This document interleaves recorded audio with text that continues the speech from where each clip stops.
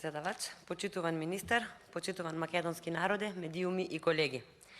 Петти ден како расправаме за предлог буџетот, секој со своето видување, но сите со заеднички став дека буџетот е стратешки документ во кој треба да се насликани приоритетите на граѓаните. Дали приоритет на граѓаните е владата да го зголеми приходот од казни за 3 милиони евра повеќе од минатата година? Дали приоритет на граѓаните е да се зголемат платите во инспекторатите или пак приоритет на граѓаните е нивната влада да си овозможи расходи за неразумни и непродуктивни трошоци во време на зголемена инфлација, сиромаштија, здравствена, економска, енергетска и каква ли уште не криза? Тоа граѓаните ќе си проценат исто како што си проценија на последните локални избори.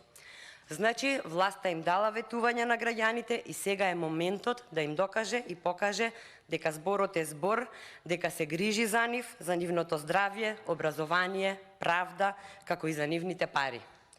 Но, почитувани, читајќи го предлог буџетот и слушајќи ги колегите овде во изминативе денови, добив впечаток дека власта и нејзините представници на граѓаните им велат: не гледајте што правиме, слушајте не што зборуваме. Бидејќи говорите за силна развојна компонента на предлог буџетов, ги слушаме со години, но не ги гледаме. За капитални инвестиции исто така слушаме, но не ги гледаме. За квалитетно образование, бесплатно здравство, борба со корупција, развој на туризам слушаме, но не гледаме. Кога состојбата во економијата би се опишувала со медицинска терминологија, би можело да се прикаже како човек кој колку повеќе јаде, станува се послаб, или како болен пред издишување, чие опоравување долго ќе трае. Значи, македонската економија наликува на пациент, чиј метаболизам е длабоко пореметен од непродуктивните трошоци, односно наликува на организам кој постојано троши многу повеќе од колку што може да произведе. Затоа на економијата и е потребно постојано некаков допинг. Само се менува начинот на кој ќе го добие.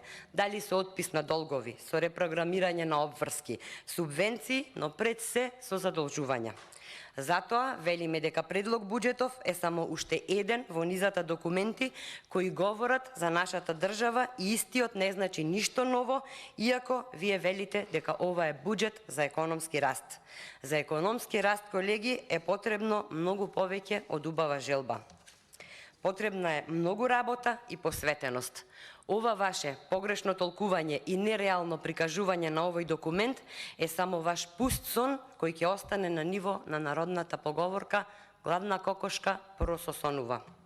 А кога ќе стигне платата кај граѓаните, ако воопшто стигне, половина ќе отиде на лекови, сметки и останати потреби. За храна нема да остане ништо, па единствена адреса ни е контењерот, затоа што сме 6-та најсиромашна земја во Европа. Тоа е сликата на македонското општество за сите: неправда, сиромаштија и глад. Власта пак е другата страна на сликата за оваа држава. Власта штеди на сиромашните, а фрла пари на непотребни нешта. За тоа ќе ни послужат само неколку од бројните примери. Оваа година, при најголем буџет од 4,4 милиарди евра, владата не предвидела пари за справување со предизвикот наречен енергетска криза. Ама затоа, председателот на државата ќе потроши 216.000 евра повеќе од лани, од кои 29.000 евра повеќе за плати, а 277.000 евра ќе одат за патни и дневни расходи. Собранието ќе потроши 270.000 евра повеќе од лани, од кои 182.000 евра повеќе за патни расходи и 49.000 евра повеќе за купување возила.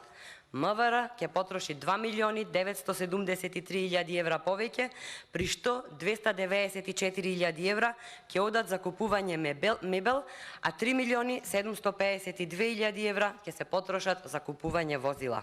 Владата за плати и надоместоци ќе потроши 138.000 евра повеќе, а за патни и дневни расходи 64.000 евра повеќе и така натаму, и така натаму. И како овие трошоци ќе придонесат за тоа буџетот да има силна развојна компонента, тоа само вие си знаете. Затоа пак средствата за економски развој се намалуваат за 3.077.000 евра. Нема пари за економска промоција, нема пари за туристичка промоција. 130.800.000 евра помалку за привлекување на странски инвестиции и развој на слободна економска зона.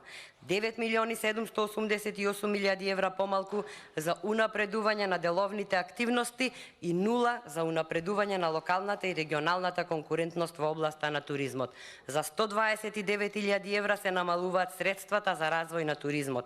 Значи, сме станале и локално, и регионално препознатливи и конкурентни, па веќе не ни се потребни никакви средства, туризмот сам по себе ќе си заживее. Важно, директорот на Агенцијата за промоција и поддршка на туризмот, Љупчо Јаневски, си се слика со актуелните градоначалници, гледам секој ден, може би пак, затоа имаше 400 гласа заради неговиот енормен придонес во туризмот, и може би тоа сликање треба да го толкуваме како некое придвижување, бидејќи очигледно само за сликање и го бива. Нема средства ниту за намалување на аерозагадувањето, а ги скратиле и средствата за колекторскиот систем Охрид и Струга. Толку од грижата за туризмот, за животната средина, за културата, за се. Ова некадарна и погубна политичка филозофија мора да престане. Оваа земја и на европското дно, затоа што со државните компании управуваат подобни наместо способни, затоа што на министерските места се партиски послушници, а не стручњаци, затоа што за економската иднина се грижат економски непознавачи, политичари од општа пракса кои живеат и се богатат на сметка на буџетот, а потребни ни се луѓе кои се докажани приватни предприемачи, успешни бизнисмени и индустријалци. Елем ви е совршен пример за тоа. Во 2017 го превзедовте со 25 милиони евра депозити и дополнителни 8 милиони евра на сметка без доспеани долгови. Денес Елем и Мепсо пропаѓаат. Лани Елем заврши со загуба од 16,8 милиони евра во услови кога немавме енергетска криза. Оваа година загубата ќе биде страшна. Мепсо само во изминатиот период, поради крадење струја од Европската енергетска мрежа, треба да плати 15 милиони евра. Фактурата пристигна, најжално е што ќе мора да ја плати народот. И додека ваквите стратешки важни, супер профитабилни компании се партиски банкомати, извор на пари за црните партиски фондови и место за ухлебување на фамилијата и пријателите, дотогаш и компаниите и државата, во чија собственост се наоѓаат компаниите, пазарно ќе ни пропаѓаат. За жал, ни овие компании, како ни оваа држава, се уште немаат вистински домакин кој ќе го сопре ова пропаѓање и трчање кон бездна. Во ваква земја, која секојдневно ја јадат паразитите на власта, во разните државни служби, на обичните луѓе не им е лесно. Едните кубурат од први до први, на другите им е уште потешко затоа што не знаат кога и дали воопшто ќе ја добијат платата, трети се невработени и живеат од туги примања, и ако сме искрени, најтешко во оваа држава им е на оние кои што не се администрација. Повеќето од нив работат со децении, уредно ги плаќаат придонесите и даноците, за на крај, наместо заслужена награда, да добијат од државата маченички и дискриминаторски третман.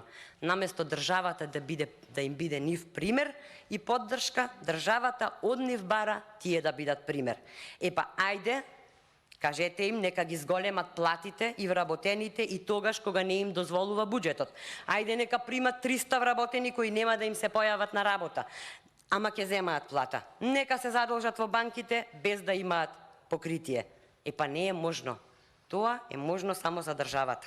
И на крај, истата таа држава ќе ги казни затоа што, например, прва смена дошол таткото, а во книгата за редовност се подпишала мајката, која попатно претрчала затоа што ја јавиле дека детето има температура. Затоа сите сакаме и ќе сакаме администрација.